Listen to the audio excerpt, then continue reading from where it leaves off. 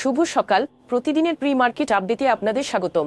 সূচক 192.37 পয়েন্ট বা 4% বেড়ে 5,619 পয়েন্টে পৌঁছেছে। সেই সাথে বাজারের লেনদেন আগের দিনের তুলনায় 3.41% বেড়েছে। জাতীয় রাজস্ব বোর্ডের চেয়ারম্যান আবু হিনা মোহাম্মদ রহমাতুল মুনিমের পদত্যাগের দাবিতে শত শত কর্মকর্তারা আজ কর প্রশাসকের কার্যালয়ে বিক্ষোভ করেছে। চলতি বছরের প্রথমার্ধে মার্কিন যুক্তরাষ্ট্রে দেশটি পোশাক রপ্তানি 10%-এরও বেশি কমে $3.40 বিলিয়ন হয়েছে। আজ সন্ধ্যায় অধ্যাপক মুহাম্মদ ইউনুসের নেতৃত্বে বাংলাদেশের অন্তর্বর্তী সরকারের উপদেষ্টাদের একটি 15 সদস্যের কাউন্সিল শপথ নেওয়ার কথা রয়েছে।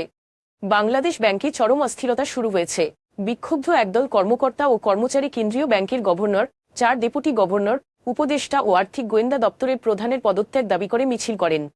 এক পর্যায়ে তারা কেন্দ্রীয় ব্যাংকের মূল ভবনে অবস্থিত গভর্নরের ফ্লোরে ঢুকে পড়েন এবং একজন ডেপুটি গভর্নরকে সাদা কাগজে সই করতে বাধ্য করেন। এখন এ পর্যন্তই। বিকেলে আবারও আসছি ডেইলি মার্কেট আপডেট নিয়ে। সে পর্যন্ত আমাদের সঙ্গেই থাকুন। ধন্যবাদ।